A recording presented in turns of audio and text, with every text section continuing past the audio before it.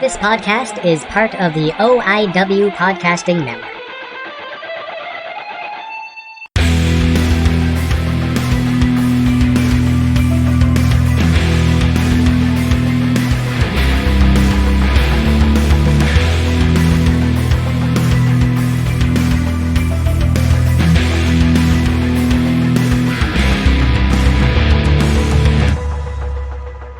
Good morning, good evening, good night. How is everybody doing out there on this wonderful quarantine day?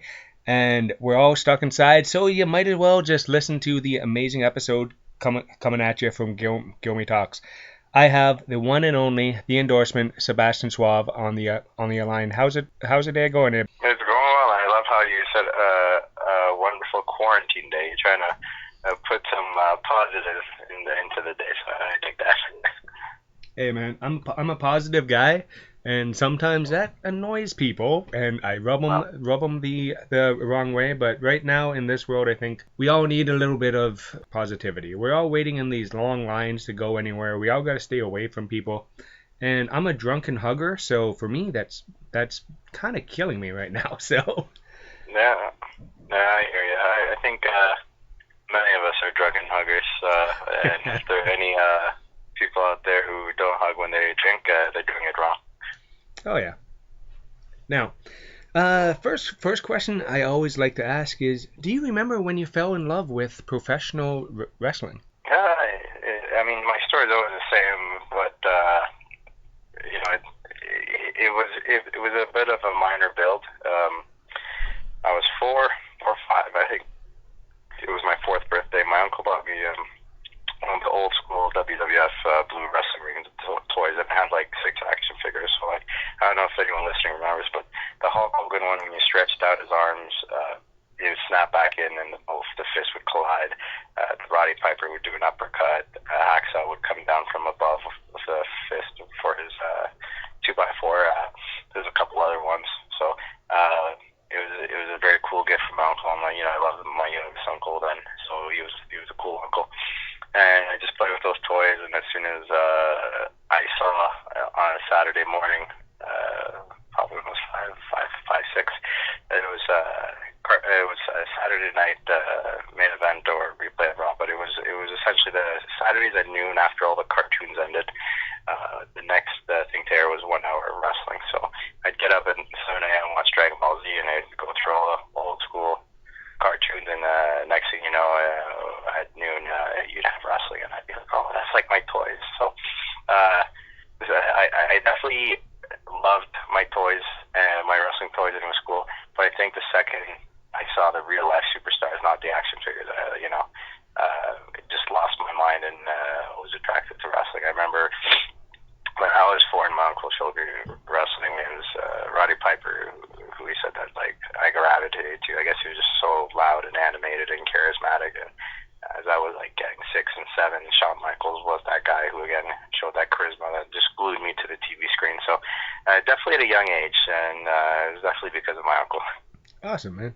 Where did you actually start training?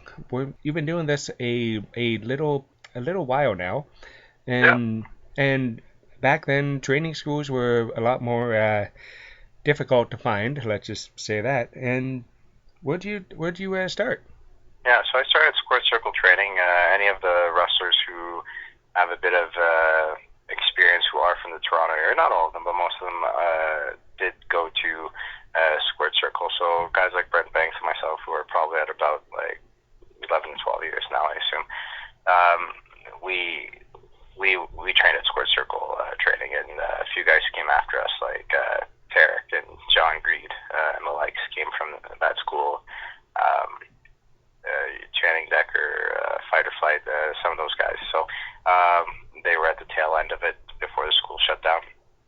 And how it started for me really was 2000s. You get introduced to wrestling in North America just one way. It's WWE, right? The WWF. And I watched that for years and years, and I'm super obsessed. I'm the craziest wrestling fan amongst my friends at school. I'm that kid who just, uses catchphrases all the time and whatnot. And essentially, that obsession, you end up reading about wrestling online, right? Whether it's mainstream sites, and then eventually you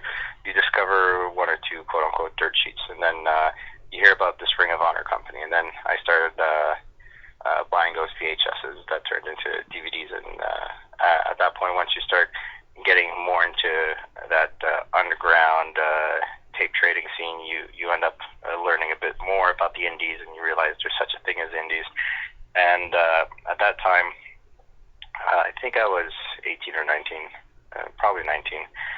There was a big super show in Toronto, and it was run by Squared Circle Training, and I had another partner. And essentially, so I went to watch the show, and checking out the event page, I saw a roster page for the wrestling school, and I was like, well, wait, there's a wrestling school other than WWE in Florida? I couldn't comprehend it, or OVW, right? And so I went to another show, but at the back of my mind, the super obsessed kid who dreamed of being Shawn Michaels and whatnot, when this reality kicks in, it's no longer, well, I have to relocate to U.S.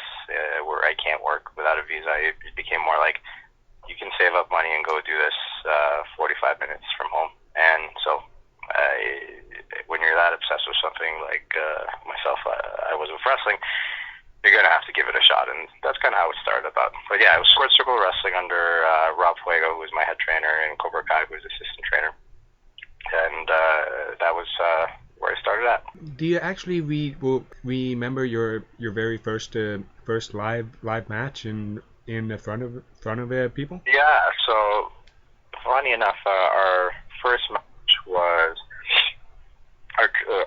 our wrestling company at the time. So Squared Circle Training had a brand called Blood, Sweat, and Tears, BSC, and they had their first show in Timmins up north. And at that time, Timmins hadn't had any kind of wrestling in 20 years, and it was at their big hockey arena in front of 2,000 people. And so usually before shows, our trainer or he'd get one of the veteran wrestlers, get him in, someone like Tyson Dukes, and they'd grapple around with us just to get us some little reps in the ring, and just to show off a bit and maybe impress a bit, or just to learn from different people, stuff like that. And so we'd always bring like shorts, a shirt, and our amateur shoes or basic runners. And our trainers suddenly looked at us, tossed two of us black shirts, tossed two of us red shirts, and said, "You guys ready to wrestle tonight?" And just like we were like all like frozen. We're like, "Wait, what?" And so we were the pre-show match for that event in front of 2,000 people. It was our first match. There was like Kurt Angle, Christopher Daniels, just Monty Brown, let's see, Eric Young. Not sure if AJ Styles was there, but it was a pretty big card and a pretty large crowd, and it was quite surreal as a first match. But yeah, from there we carried on a few pre-show matches for our wrestling school once a month, and then eventually through the school and other places across Ontario, we'd start doing main roster matches. And I've seen you wrestle in tag teams. I've seen you wrestle as singles.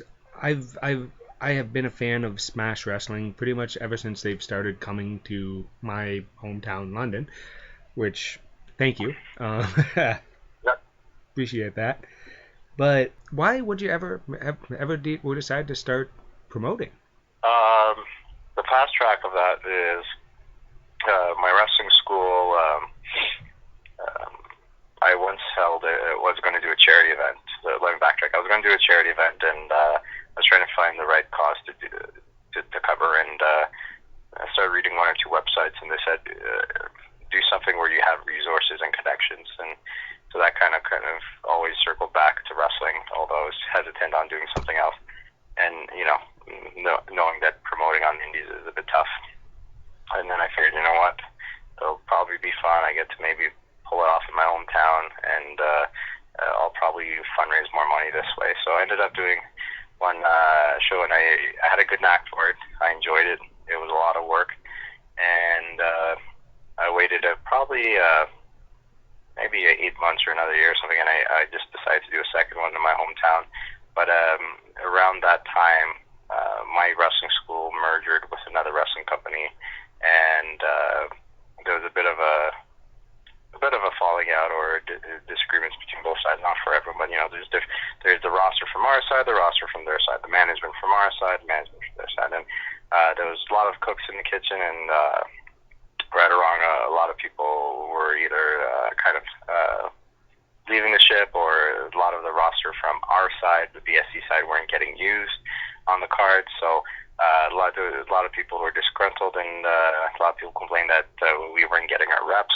And so I asked my trainer if I could run wrestling shows under the Squared Circle Training banner, or Squared Circle Wrestling.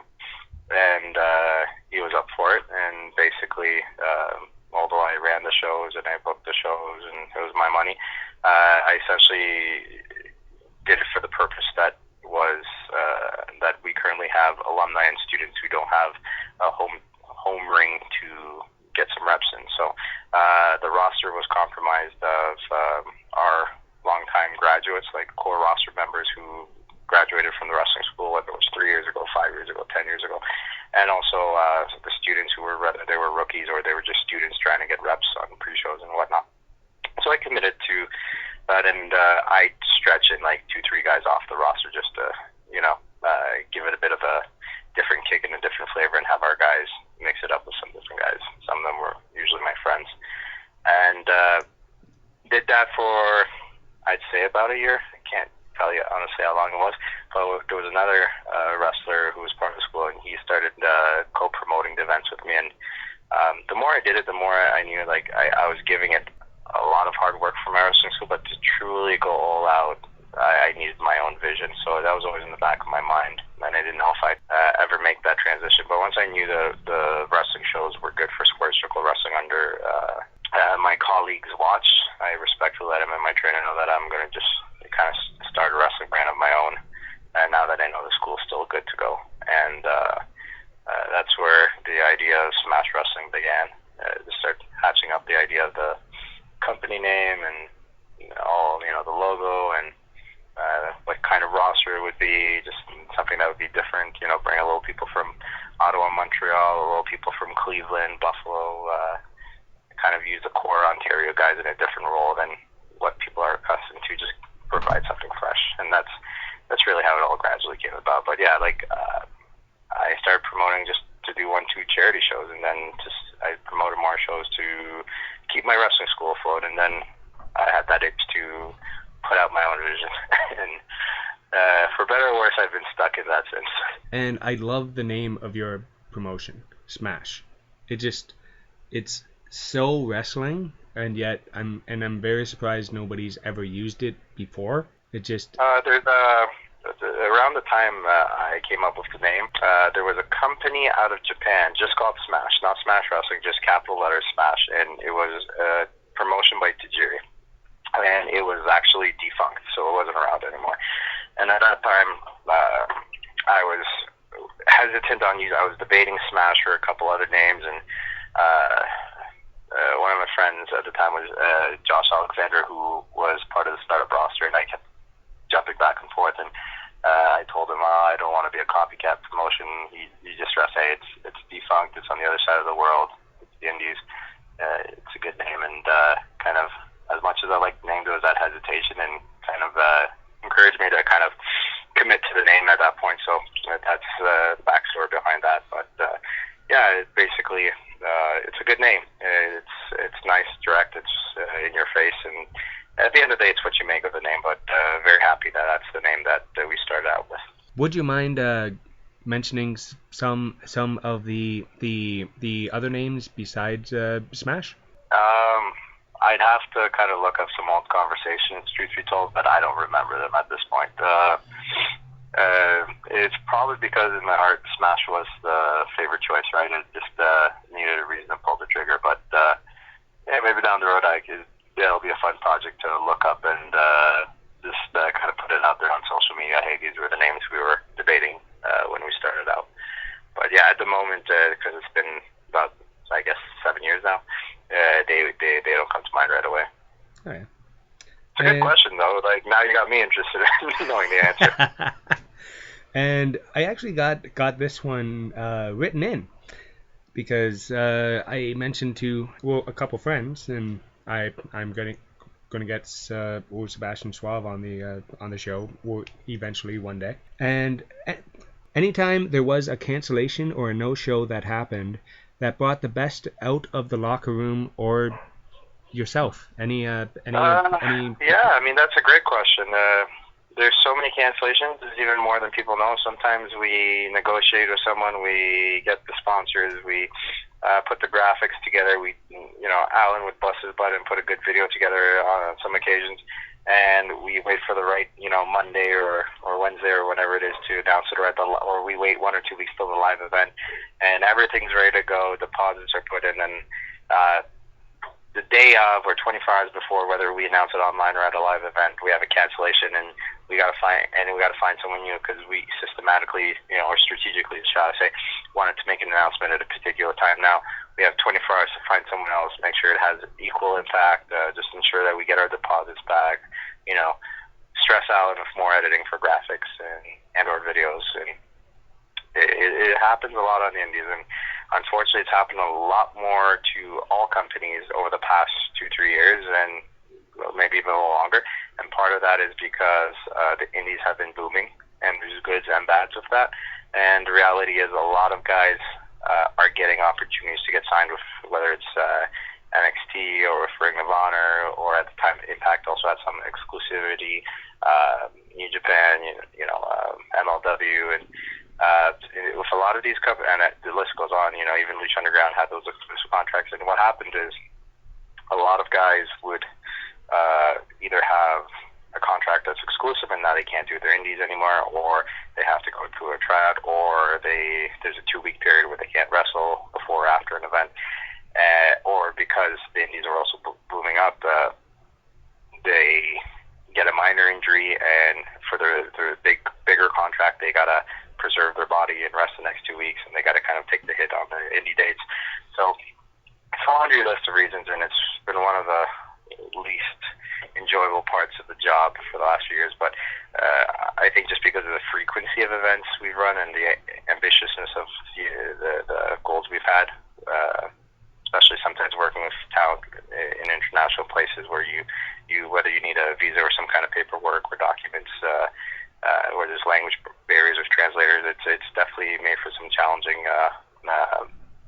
processes.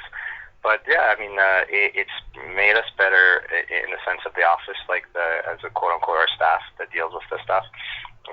There's times I remember once we lost, I forgot who it was, but what I distinctively remember is there's 4 of us talking, and when I announced that to the guys that this is falling through and we have 36 hours to find a replacement, we actually lost, I think, I might not be 100% sure, but it was an event where we lost both guys in the main event, like within the course of like 2-3 days.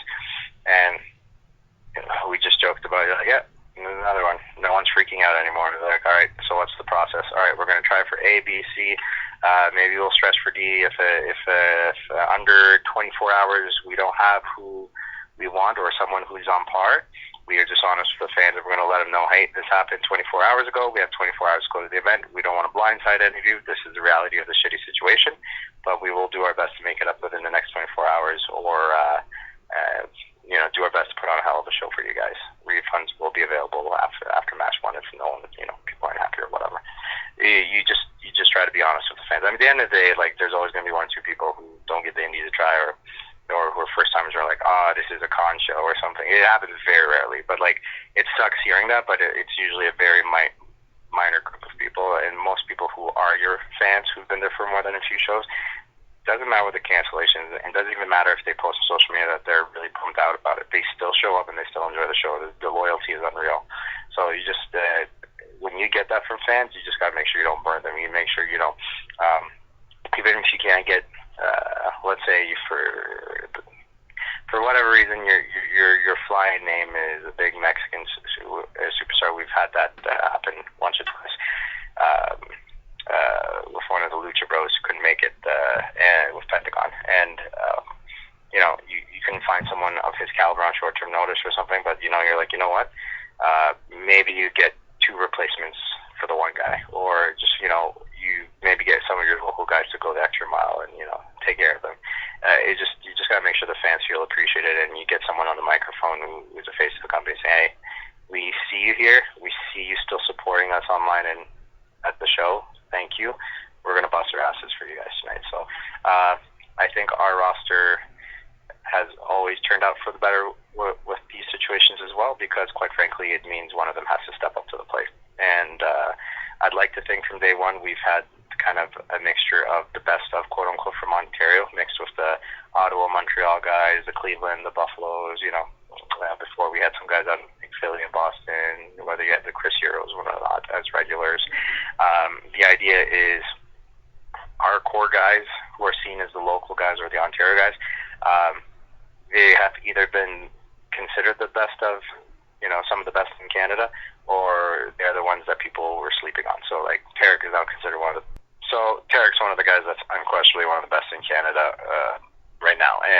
But back then, maybe people just considered him a good hand or one of the decent guys out there. But we knew the potential behind him, so we knew we can put him in the lines then, so to speak, or put him in a spot to step up need be.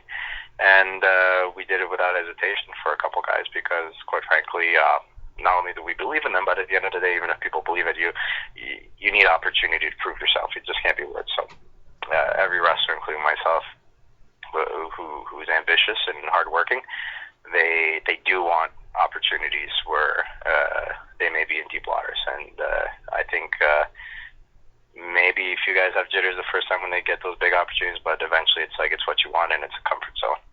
You do want to be on the big stage. You want the spotlight. You want to be in a situation where people think, can he or she step up? And because in your mind the answer is yes, and I'm going to show you. So those situations suck, but it's brought the best out of our roster and our staff, and it's been, while shitty, it's also reminded us of our core fan base and how loyal and appreciative they are of us and how they acknowledge it when we still recover last minute, pretty well. Speaking of Tarek, I wouldn't be a podcaster if I did not ask you about the pillars and where that actually came from. Because you four guys I've been watching on Smash. Like, I've been a fan of Smash Wrestling ever since I found it. Like, I've been watching Johnny Gargano on Smash, PCO on Smash. You brought in some huge indie names over the years, and once again, thank you. Appreciate that. Thank you. Of course. Where did the pillars come about? Yeah, so it had a little more to do with Tyson and myself putting the name and the guys together, but the story is very organic. So Brent Banks and myself, we started training about a month apart, but relatively in the big picture around the same time. We graduated at the same time. We had our first match against each other. We expanded together. And the thing is, we weren't tag partners. In wrestling, the people you have chemistry is the people you're standing across the ring from. So Brent Banks and I always brought the best out of each other. We made each other better, right? And we were mentored by Tyson Dukes, who was behind the curtain after our first match, the one I told you about with 2,000 people. And so we went through the curtains thinking, these guys have their important matches. We're nobodies. We're just these students. He was there applauding us and hugging us and congratulating us, and he's always kept an eye on us. And for myself, I really haven't mentored or taken people under my wing extensively over the years. It's part of it is a trust thing, but Tarek was one of the three people I did, and I don't take credit over his success because I did help a lot when he was younger, when he was a student, when he came to Smash, transitioning to becoming Tarek from Alex Vega. But at the end of the day, the wrestler themselves has to knock it out of the park and deliver, and they have to have the tools. So I think part of being a promoter, booker / a wrestler, I get to see perspective from both sides. Sometimes promoters or bookers feel entitled to quote unquote making the wrestler, and vice versa. Who gets the credit? But a company or a booker or a veteran or a mentor can give opportunities, can put faith in someone, but they got to knock it out of the park. And Tarek's always been the one who's had the goods and who's delivered the goods at the end of the day. So anyways, he was the guy I mentored. So if you can see, it's kind of a bit of a family tree in wrestling. Tyson's, he won't hear like him, the grandfather, but he's pretty much dad. And then he took Brent and I under his wings, and then I took Tarek under my wings, and we all see ourselves as equals now. Tarek's the youngest in that branch, right? But at the end of the day, he's just as good as any of us. And some people will with that batting eye, will say he may be the best of the four of us, and I'll respect that too, And that's the beautiful thing. And Tyson and I have always brought the best in each other. If people seen, for example, Tyson and Tarek, they have these slugfests that are unreal. And everyone knows about Brent and I's history. And last year, I think Brendan Terry had one of the matches of the year for Smash Wrestling, if not probably the second best one of the year. You look at 2 years ago, Super Showdown, I forgot what number it was, Super Showdown 6 or 7 or whatever. Probably 6. But it was Tarek and I in a in a last man standing match, and it was the opener of the show. And we got match of the year by the fans and by a lot of our peers. And it was very humbling, but also that showed the chemistry we have as well. So the gist of it, just to get to the point, is essentially we have a bit of a mentorship tree where we're all connected in some way, and then we're all part of the originals who started Smash. There was about 6 of us who have stood the test of time from beginning to now, including Greed and Mike Rollins. And kind of Tyson looked at the 4 and we're kind of like the pillars of Smash. And noted that, because if anyone knows Tyson, he's really big on that early 90s, late 80s, all Japan, strong style, fighting spirit style. And over there, you had Tao and Toshiaki and Kawada, Kobashi, Misawa, guys like that. The 4 of them. Let me just rephrase that. Let's see. There was Kawada, Kobashi, Misawa, and Tao. Yeah, and the 4 of them were the pillars of heaven in all Japan. So we are the pillars of Smash, which is how we introduced ourselves in Smash, but because we knew we wanted to branch this beyond Smash, we're just the pillars. And the beauty of it is we are a stable, but the ultimate foundation of who we are is we are guys who bring the best out of each other as opponents. So some of the most noticeable moments in Smash Wrestling as the pillars hasn't been us necessarily being a tag team, although, Brendan and Tyson had an incredible tag title reign. We've had a great 3-on-3s or 4-on-4s.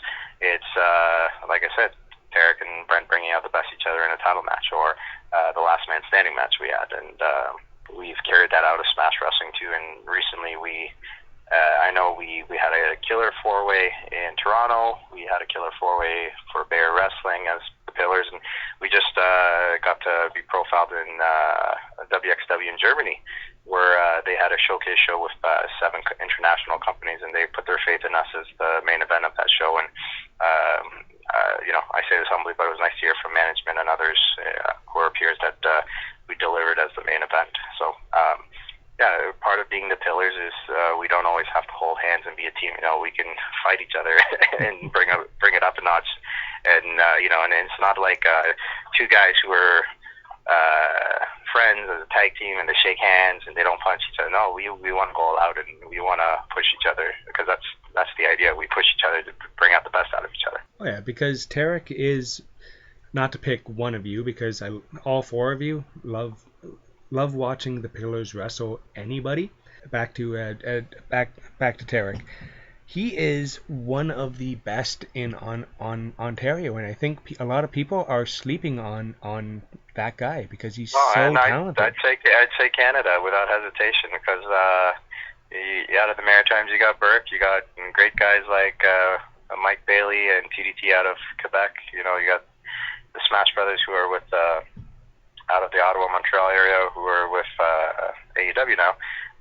There's a couple of good guys out of the East West Coast who aren't signed, but a few guys who were to be signed, like the Smash Brothers are signed, and a couple other guys out of Ontario are signed. So without hesitation, it's like, hey, Tarek is probably one of, or the top free agent in Canada, and it's all perspective and opinion, right? So, and I always respect that. But if he's not your top guy, he's got to be in the top 5 then, at least, right? And even if you take contracted guys, there's a lot of talented guys that got signed, and I have a world of respect for their in-ring skills. But Tarek's up there as an elite Canadian wrestler without hesitation. Oh, yeah. And his transformation from Alex Vega to Tarek has been one of the most impressive things anyone has seen in the last decade. It's just the people didn't see it coming, but those of us who knew what he had and knew it, and the commitment for him to kind of not just play it up in an angle and smash and take time off and quote unquote be fired, but just stop taking bookings everywhere else and then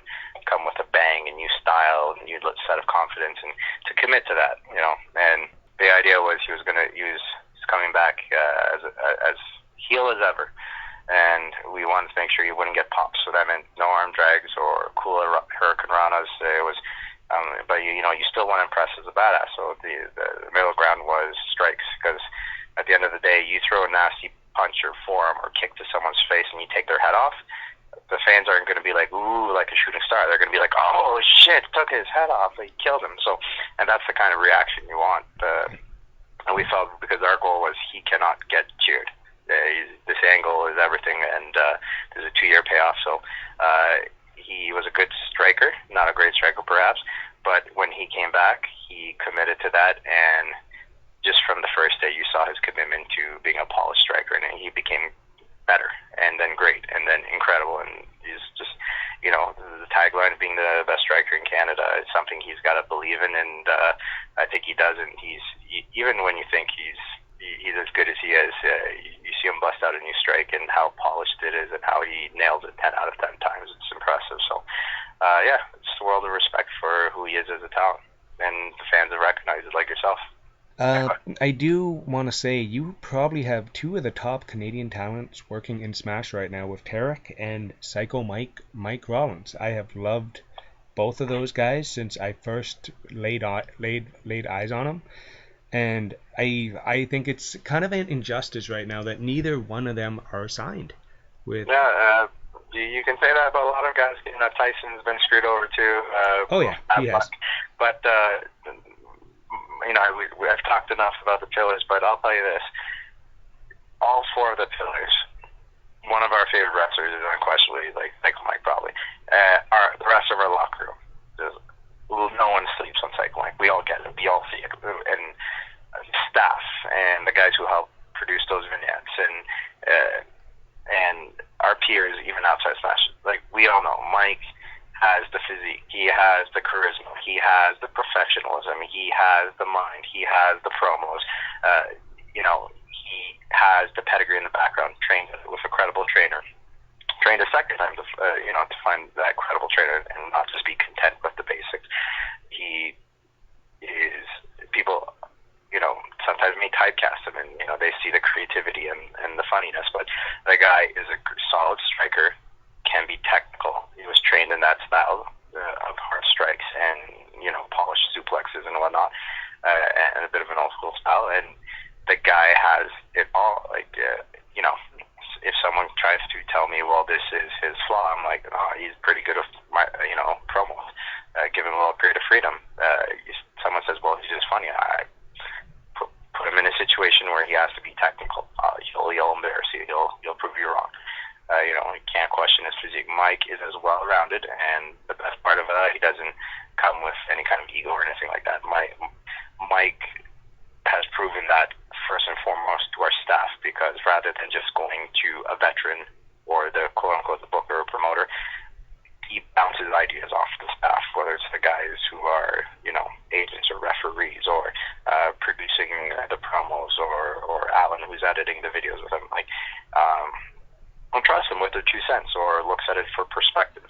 And Mike's really just a smart guy that, beyond just, you know, the creative aspect, he's a very smart guy. And sorry, let me start again. Yeah. Because I think that was literally the end of my sentence. So yeah, Mike's a really smart guy.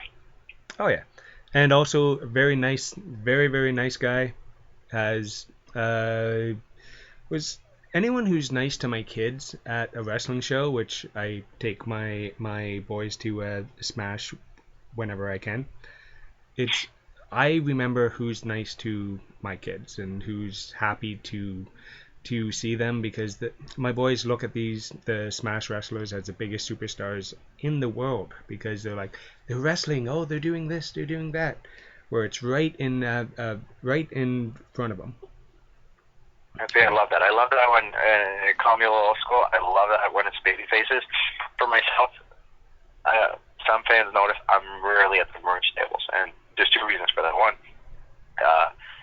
our calendar is obviously busy with, you know, Smash does run once every month or every 2 months. We do a couple towns. Sometimes we go heavy, and we're doing 4 or 5 shows a month. So part of it is the promoter / the booker, and I make sure things are good to the agents, and I got my match to worry about, you know, and stretch for shower. So sometimes you won't see me at the merch table. But the other half of it is I am almost always a heel everywhere. So I kind of do commit to wanting to be disliked, and there is some small subtleties or nuances that I focus on, whether it's in the ring or on social media or more so like with stuff like at the merch table. Because I think at the merch, like I am very grateful for fans, especially being a promoter. So if one of our regulars comes to the merch table and is like, hey, like I appreciate what you do in the ring, and even more so like what you've done as a promoter, this place is special for me and my brother, or me and my kids.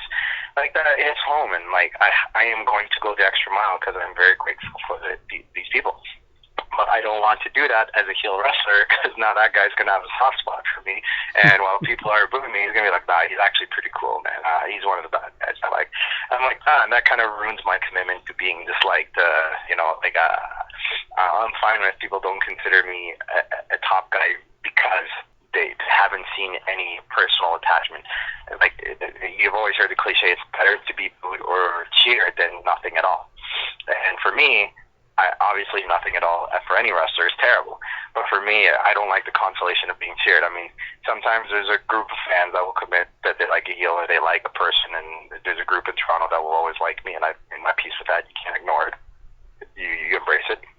You can take that small pocket and turn it on the other fans. But at the same time, any opportunity I have to be a heel, I'd like to commit to that. But, sometimes I do have to walk by the merch table, or I am out there, and it's like, it's a reminder to myself. I'm like, it's nice to be out here. I know it sells an extra few t-shirts, but at the end of the day, like, I'm very grateful for merch sales, but like, I try not to make that, like, my job is not to sell t-shirts. It's to be a wrestler or be a promoter, right? So, yep. If there are interactions I can have with people more privately on DM on social media or after a show when fans leave, I'm more comfortable with being flexible like that. But yeah, it's a little old school about me. Oh yeah, don't worry, I'm going to boo you every time I see you, so we're good there. Oh yeah, if you cheer me at a show, I'm gonna have to roll out the ring and find you. Oh yeah. Alright, totally random question here. Do you see the return of the Pineapple Soda Club ever happening? Unfortunately, not. Love those boys, but a few things come into play for that. Sorry, one second. My son just wants a hug. Nope. Give my son a hug. Okay, I can't bounce back to this. So, the four of us, we love doing it. It was like a big highlight of our week, just out of enjoyment. We get together, we grab a bite together, we laugh together, and it's a cliche thing, but we do it and we didn't even care if like many people listened, because it was therapeutic for us. It was friends hanging together. It's like the conversations we could potentially have if we weren't in a rush, or we weren't too focused on a wrestling show. We're just laughing and shooting the shit. And it got tough because we'd be at Greed's house, and he's kind of central Toronto, and I'm coming out of Markham, and Tarek's coming out of Ajax, and James was coming out of North York area, which isn't all too far from Greed, but still, we're all not like, it's not like we're all like high school buddies who live 5 minutes, 10 minutes away from each other, right? And so it was very challenging for Tarek and I, especially for him, going from work and whatnot. And then eventually we're at a point where Greed's got 2 kids, I got 2 kids, James got a kid, Tarek's got a kid, and guys have day jobs or day jobs plus wrestling.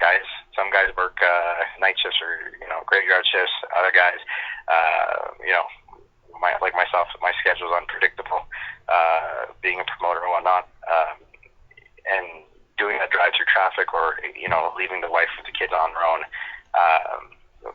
Sometimes, let's say I have 3-4 shows on a weekend. The wife's literally handling the kids around for 4 days, and then for me to say, hey, I'm back one day, but the next night I'm just going to go hang out with my buddies and eat sushi and do a podcast. It's like, eventually we were in a situation where, because it's 4 of us, it had to work for all 4 of us, and that got tough.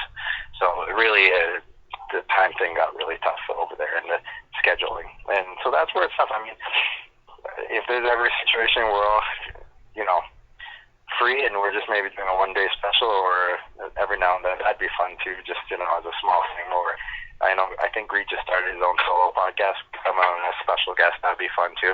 Oh, yeah. But yeah, that was the nature of it. It just got real tough to do it weekly. That's why I think more often than not, people who do have a regular podcast that's successful, they're a solo host, or they got a partner in crime, and it's the 2 of them. Anything that's a big group, like, it's not common. I'm not saying think it's impossible. I know these 4 guys who do podcasts out of Jersey, I believe. They've been doing it on the regular for years, and it blows my mind that they've been so consistent because it's got to work for all 4 of their schedules. But there's a passion for it, and they've made it a priority, and I'm just going to be presumptuous and assume they don't have kids. All right. And, or maybe one of them. Yeah, well, you know what? As a podcaster, I totally get it. Yeah. But I was a huge fan of that show. I loved listening. And you have been more than generous with your time Oh, no here. worries. I wish we can do it longer, man. Honestly, if there's another day that schedule works for us, we can do a round 2, my friend. Cool, man. Thank you very, very much for coming on. Appreciate it. I will take you up on that because I got to get you to do the Guilmy Talks 10 at some point. All right, man. Yeah, no, I love that. Beautiful. Okay. Once again, thank you very, very much. Thank you, bud.